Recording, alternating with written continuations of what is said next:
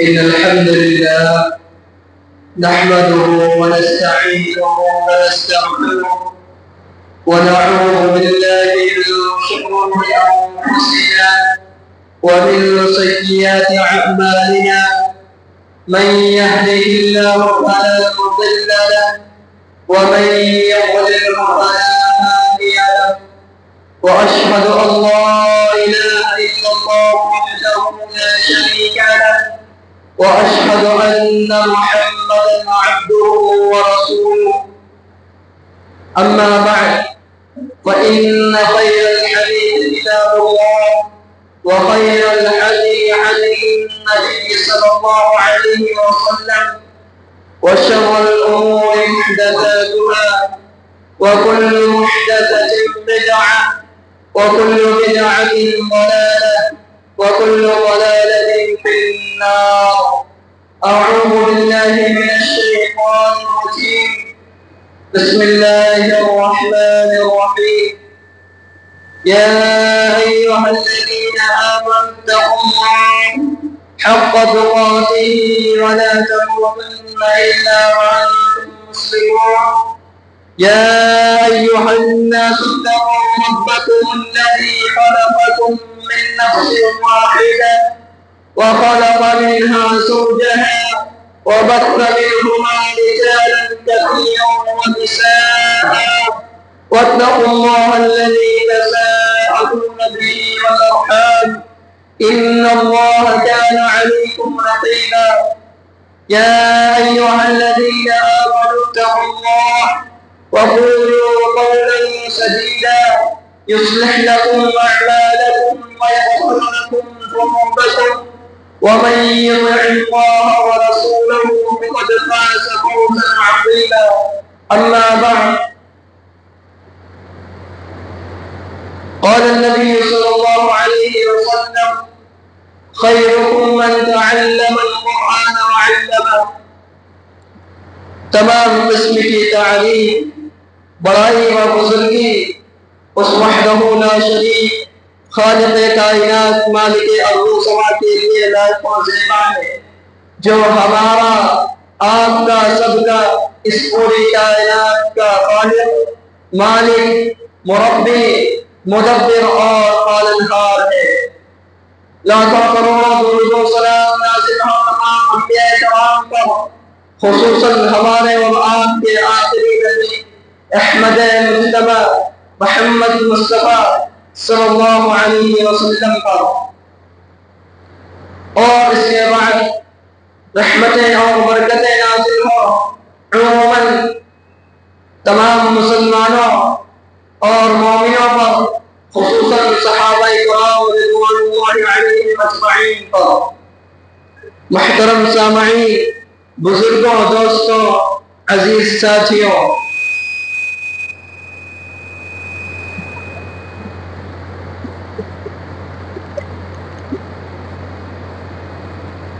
نبی کریم صلی اللہ علیہ وسلم نے ارشاد فرمایا: خیرکم من تعلم القرآن وعلمہ۔ تم میں سب سے بہترین وہ ہے جو قرآن پڑھے اور پڑھائے۔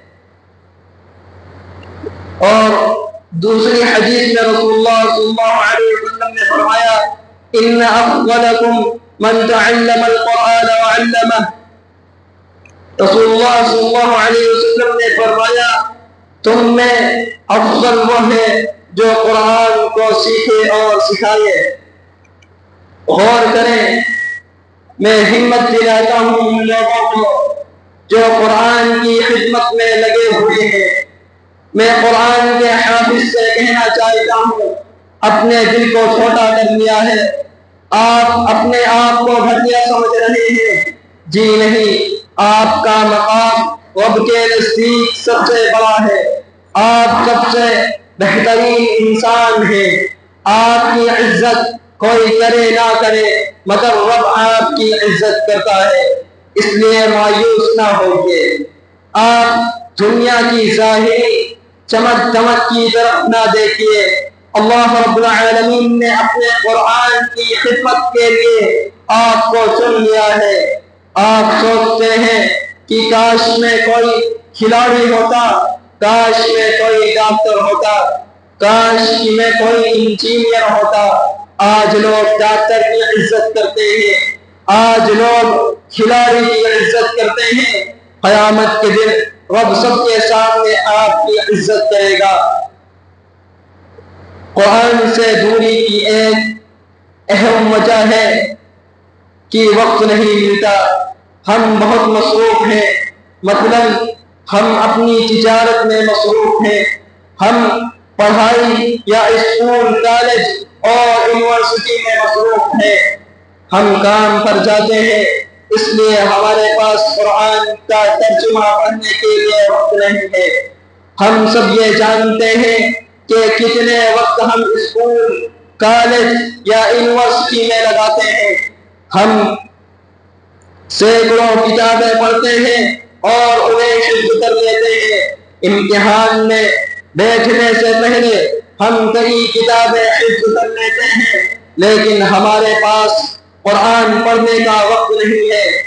آپ جو اسکول، کالج یا یونیورسٹی کی ڈگری حاصل کرتے ہیں، وہ ڈگری آپ کو اس دنیا میں فائدہ پہنچا بھی سکتی ہے، نہیں بھی پہنچا سکتی ہے، کیونکہ ہم جانتے ہیں کہ کئی ڈگری والے ناکام ہیں، ان کے پاس کوئی کام نہیں ہے۔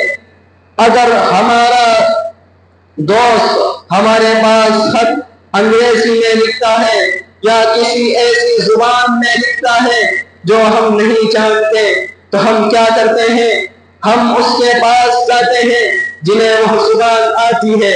غور کریں، قرآن کریم اللہ رب العالمین کی طرف سے ہم انسانوں کے نام ایک اہم پیغام ہے۔ کیا ہم نہیں چاہتے کہ ان کے پاس سے جانیں جنہیں یہ زبان آتی ہے؟ کیا میں کہتا ہوں میں انگریزی نہیں جانتا اس لیے کسی سے نہیں پڑھواؤں گا؟ جی نہیں، ہم ایسا نہیں کرتے، بلکہ جلدی سے جانکار کے پاس بھاگتے ہیں اور معلوم کرنے کی کوشش کرتے ہیں کہ دوست نے خط میں کیا لکھا ہے۔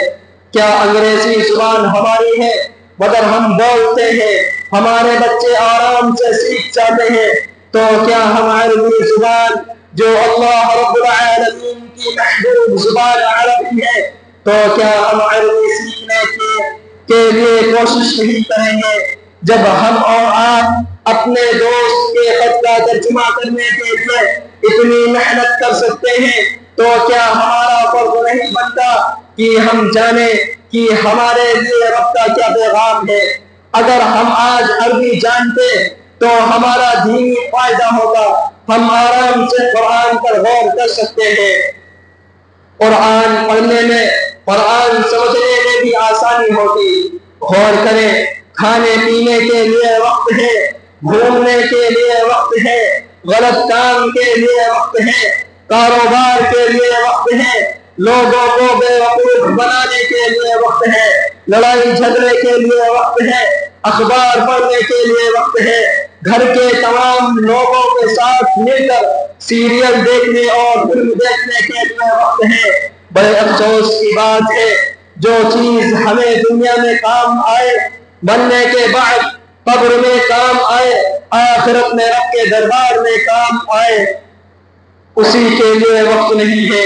ہم دنیا دار زیادہ ہوتے جا رہے ہیں، کھائے مال، کھائے دولت نے ہمیں غرق کرنے میں ڈال دیا ہے۔ آج ہم وقت کو برباد کر رہے ہیں۔ یاد رکھیے، سب سے بڑی دولت وقت ہے۔ آپ ہاری ہوئی جنگ جیت سکتے ہیں، کھوئی ہوئی دولت دوبارہ حاصل کر سکتے ہیں، مگر گزرا ہوا وقت دوبارہ حاصل نہیں کر سکتے۔ اس لیے وقت کی قدر کیجیے۔ وقت سے بڑھ کر دولت ہے، صحت سے بڑی دولت ہے۔ صحیح بخاری کتاب الرقاق، کتاب نمبر 81، باب نمبر 1، باب الصحة والفراغ ولا عيش إلا عيش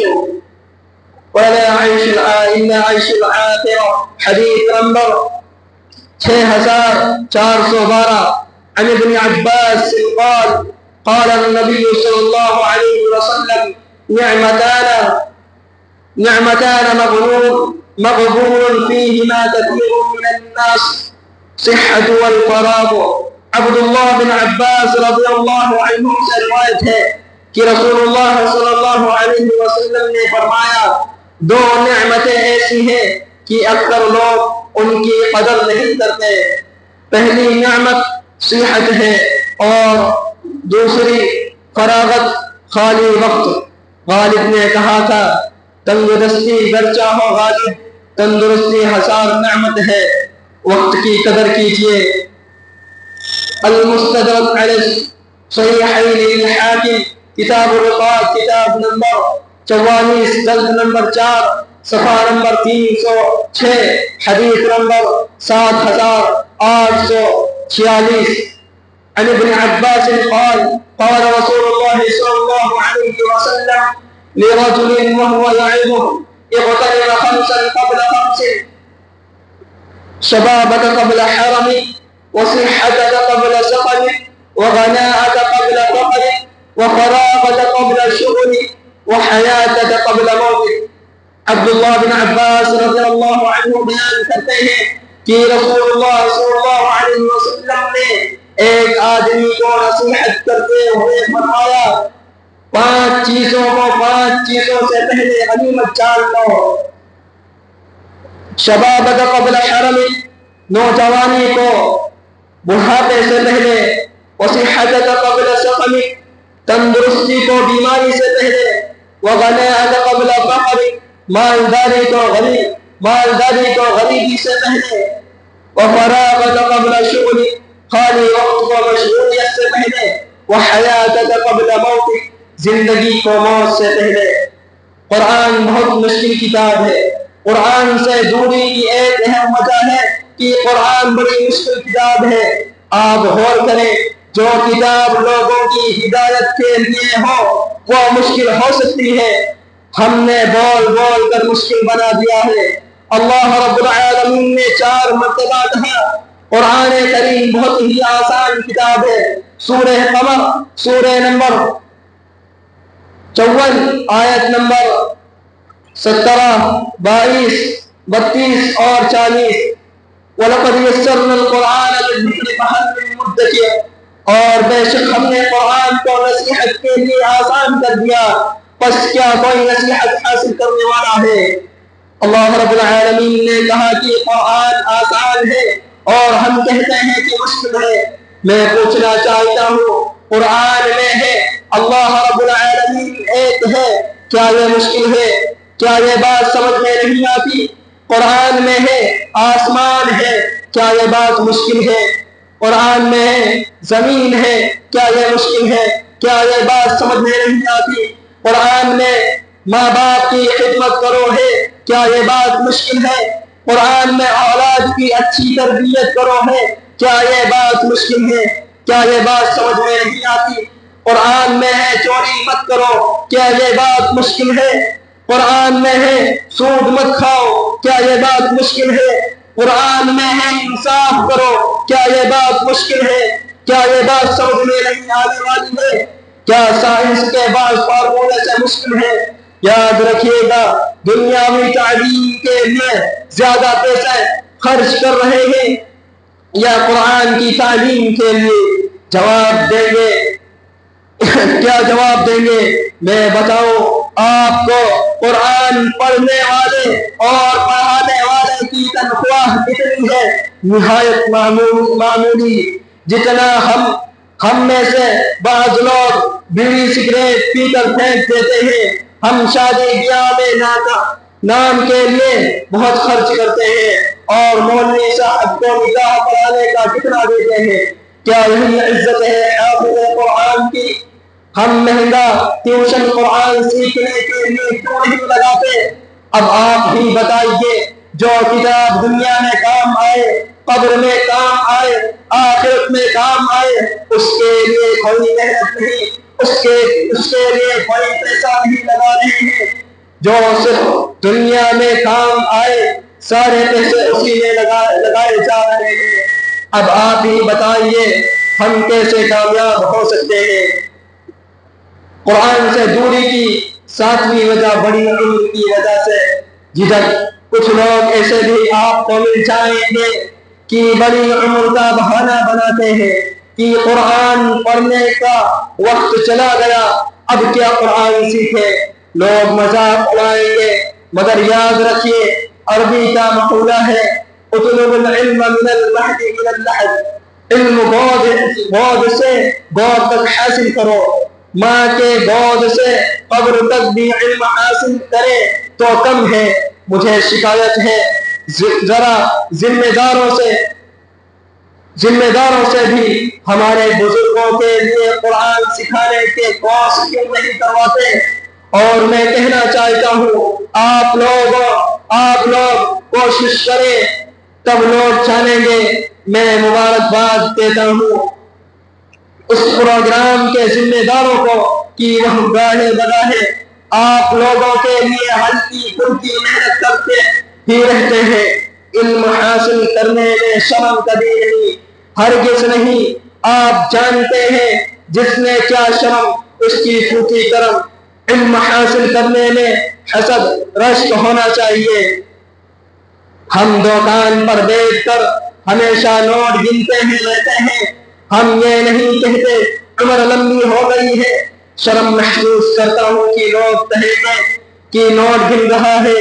کیا ہم شرماتے ہیں کہ لوگ کہیں گے دادا پوتے ایک ساتھ ہو گئے، اس بوڑھے کو کیا ہو گیا ہے، اب قرآن سیکھ رہا ہے۔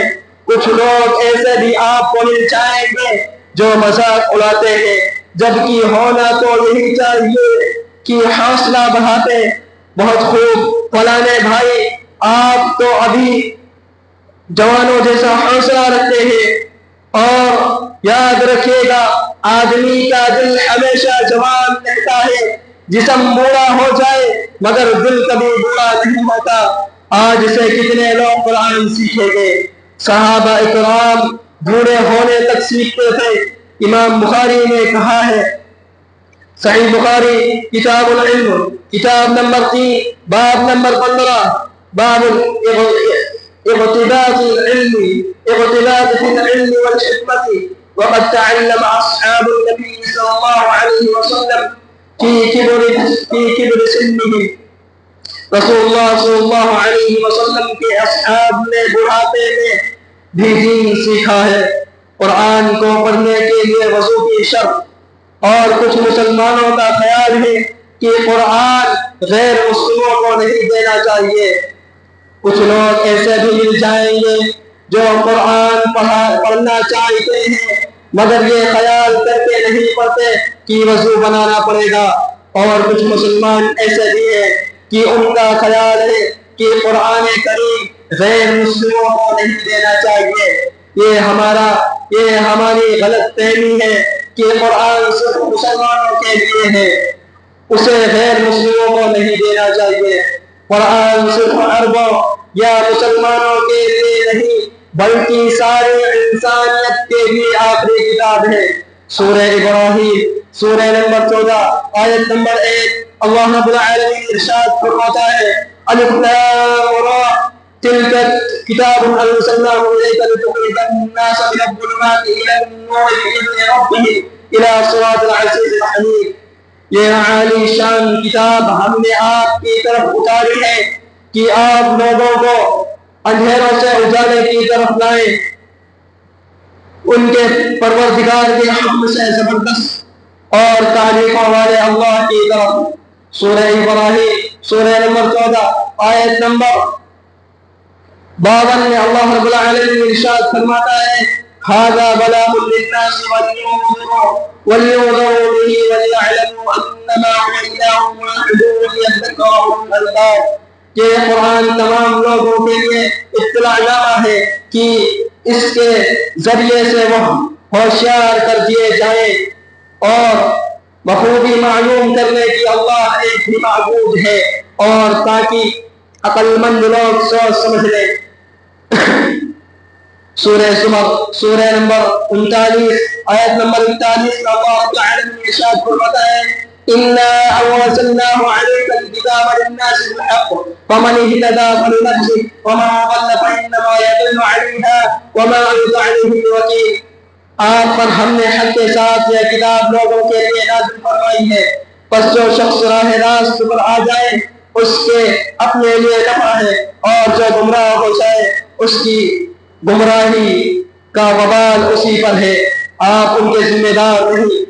نبی صلی اللہ علیہ وسلم صرف عربوں یا مسلمانوں کے لیے نہیں بلکہ ساری انسانیت کے لیے آخری نبی بنا کر بھیجے گئے ہیں۔ سورہ اعراف سورہ نمبر 7 آیت نمبر 158۔ قل یا اللہ رب العالمین ارشاد فرماتا ہے، قل یا ایھا الناس انی رسول اللہ الیکم جمیعا الذی لہ ملک السماوات والارض لا الہ الا هو یحیی ویمیت فآمنوا باللہ ورسولہ النبی الأمی الذی یؤمن باللہ وکلماتہ واتبعوہ لعلکم تہتدون۔ آپ کہہ دیجئے کہ اے لوگوں، میں تم سب کی طرف سے اس اللہ کا بھیجا ہوا ہوں جس کی بادشاہی تمام انسانوں پر اور زمین میں ہے، اس کے سوا کوئی معبود، کوئی عبادت کے لائق نہیں، وہی زندگی دیتا ہے اور وہی موت دیتا ہے، سو اللہ پر ایمان لاؤ اور اس کے نبی امی پر جو اللہ پر اور اس کے احکام پر ایمان رکھتے ہیں، اور ان کی پیروی کرو تاکہ تم راہ پر آ جاؤ۔ سورہ انبیاء سورہ نمبر 21 آیت نمبر 107 میں اللہ رب العالمین ارشاد فرماتا ہے، وَمَا أَرْسَلْنَاكَ إِلَّا رَحْمَةً لِلْعَالَمِينَ، اور ہم نے آپ کو تمام جہان والوں کے لیے رحمت بنا کر بھیجا ہے۔ سورہ سبا سورہ نمبر 34 آیت نمبر 28 اللہ رب العالمین ارشاد فرماتا ہے، وَمَا أَرْسَلْنَاكَ إِلَّا كَافَّةً لِلنَّاسِ بَشِيرًا وَنَذِيرًا وَلَٰكِنَّ أَكْثَرَ النَّاسِ لَا يَعْلَمُونَ۔ ہم نے آپ کو تمام لوگوں کے لیے خوشخبریاں سنانے والا اور ڈرانے والا بنا کر بھیجا ہے، ہاں مگر یہ صحیح ہے کہ لوگوں کی اکثریت بے علم ہے۔ کہتے ہیں جو لوگ نجس ہیں وہ قرآن کو ہاتھ نہیں لگا سکتے، لیکن ہم مسلمان قرآن سمجھ کر تو پڑھتے نہیں اور اس کی اتنی حفاظت کرتے ہیں کہ دوسروں کو بھی پڑھنے نہیں دیتے۔ کہتے ہیں کہ جو لوگ نجس ہیں وہ قرآن کو ہاتھ نہیں لگا سکتے اور قرآن کی آیتوں کا حوالہ دیتے ہیں۔ سورہ واقعہ سورہ نمبر 36 آیت نمبر 77، إِنَّهُ لَقُرْآنٌ كَرِيمٌ فِي كِتَابٍ مَّكْنُونٍ لَا يَمَسُّهُ إِلَّا الْمُطَهَّرُونَ تَنزِيلٌ مِّن رَّبِّ الْعَالَمِينَ أَفَبِهَٰذَا الْحَدِيثِ أَنتُم مُّدْهِنُونَ وَتَجْعَلُونَ رِزْقَكُمْ أَنَّكُمْ تُكَذِّبُونَ۔ بے شک یہ قرآن بڑی عزت والا ہے جو ایک محفوظ کتاب میں درج ہے جسے صرف پاک لوگ ہی چھو سکتے ہیں، یہ رب العالمین کی طرف سے اتارا گیا، پس کیا تم ایسی بات کو سرسری اور معمولی سمجھ رہے ہو اور اپنے حصے میں یہی لیتے ہو کہ جھٹلاتے پھرو۔ ان آیتوں پر غور کریں۔ مسلمان ان آیتوں کا مطلب یہ سمجھتے ہیں کہ کوئی بھی قرآن کو ہاتھ نہیں لا سکتا سوائے ان لوگوں کے جو باوضو اور پاک ہیں۔ اگر ان آیتوں کا یہ معنی ہوتا کہ کوئی بھی قرآن کو ہاتھ نہیں لگا سکتا تو کوئی بھی غیر مسلم کسی دکان پر جا کر قرآن خرید سکتا ہے اور ہاتھ لگا سکتا ہے تو قرآن غلط ثابت ہو جائے گا۔ تو اس سے مراد یہ قرآن نہیں ہے جو ہمارے پاس ہے، بلکہ اس سے مراد وہ قرآن ہے جو لوح محفوظ میں ہے، جس کا ذکر سورہ بروج سورہ نمبر 85 میں بھی ہے۔ سورہ بروج سورہ نمبر 85 آیت نمبر 21-22 اللہ رب العالمین ارشاد فرماتا ہے، بل هو قرآن مجید فی لوح محفوظ۔ اگر ہم ان آیتوں کا شان نزول دیکھیں تو معلوم ہوگا کہ یہ آیتیں اس لیے نازل ہوئی ہیں کہ کچھ کافر اور مشرک کہتے تھے کہ محمد صلی اللہ علیہ وسلم کے پاس یہ وحی شیطان کی طرف سے آتی تھی۔ اللہ رب العالمین نے فرمایا یہ کیوں کر ممکن ہے؟ یہ قرآن تو لوح محفوظ میں ہے اور لوح محفوظ کو پاک لوگ بھی یعنی فرشتے ہی چھوتے ہیں، یا قرآن کو شیطان نہیں بلکہ فرشتے جو پاک لوگ ہیں وہی چھوتے ہیں۔ یاد رہے وضو بنا کر قرآن پڑھنا اچھی بات ہے، مگر بغیر وضو کے قرآن پڑھنا گناہ نہیں ہے، ورنہ قرآن پڑھنا بھاری ہو جائے گا۔ آپ غور کریں، بچے قرآن حفظ کرتے ہیں، اگر وضو کے بغیر قرآن پڑھنا حرام ہے تو دن بھر وضو بناتے رہیں تو قرآن حفظ کب کریں گے؟ قرآن مجید غیر مسلموں کو دیا جا سکتا ہے۔ کچھ لوگ کہتے ہیں کہ ہم قرآن کو صرف ترجمہ دیں گے، عربی متن یا قرآن عربی کے ساتھ لکھ دیں گے۔ اگر کوئی صرف ترجمہ بھی دینا چاہتا ہے تو مجھے کوئی اعتراض نہیں ہے، لیکن جب میں کسی غیر مسلم کو قرآن دیتا ہوں تو ترجمے کے ساتھ عربی میں دینا پسند کرتا ہوں، اس لیے کہ انسان کے کیے ہوئے ترجمے میں غلطی کے امکان ہے، مگر اللہ کے کلام میں غلطی کا کوئی امکان نہیں۔ نبی کی سیرت سے یہ پتہ چلتا ہے کہ نبی صلی اللہ علیہ وسلم نے قرآن کی آیتیں غیر مسلموں بادشاہوں کو بھیجے گئے خطوط میں لکھائے تھے۔ کئی بادشاہ نے الحمدللہ اسلام قبول کیا، کچھ نے خط پھاڑ دیا۔ دنیا میں لگ بھگ 1.5 کروڑ عیسائی ہیں جو جنم سے عیسائی ہیں۔ غور کریں ان عرب عیسائیوں کو قرآن کا کون سا ترجمہ دیں گے؟ عربی زبان تو ان کی مادری زبان ہے، کیا ہم قرآن کا پھر سے عربی زبان میں ترجمہ کریں گے؟ ظاہر ہے کہ ہم قرآن کا اصل نسخہ دیں گے۔ میں نے اپنی تقریر کے دوران کہا، میں نے نہ پڑھنے کے بعد اسباب کا بھی تذکرہ کیا ہے، جسے قرآن کی غلط سلط فضیلتیں ہمیں یاد ہیں، جیسے قرآن بہت مشکل کتاب ہے، جیسے کہ بغیر وضو قرآن پڑھنا ناجائز ہے، جیسے 5 صورتوں والی کتابیں بھی ہمیں قرآن پڑھنے سے روکنے والی ہے۔ تو آئیے، اگر دنیا میں سر اٹھا کر جینا ہے تو قرآن کی تعلیم حاصل کیجیے، قرآن پر عمل کیجیے۔ اے اللہ، قرآن سے ہمارا رشتہ جوڑ دے، کتاب و سنت سے محبت پیدا کر دے، ہمارا خاتمہ ایمان پر کر۔ اے اللہ، ہم میں سے جو بیمار ہیں تو انہیں شفا عطا فرما۔ اے اللہ، ہم میں سے جو پریشان ہیں ان کی پریشانی دور کر دے۔ آمین۔ وآخر دعوانا الحمد لله رب العالمين، وصلى الله على نبينا محمد وآله وأصحابه أجمعين، والسلام عليكم ورحمة الله وبركاته۔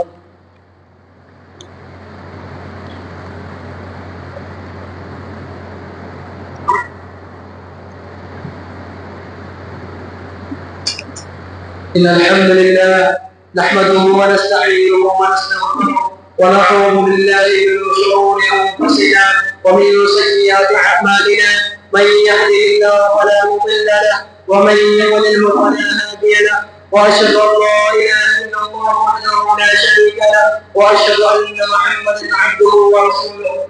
أما بعد، فإن الله وملائكته يصلون على النبي يا أيها الذين آمنوا صلوا عليه وسلموا تسليما.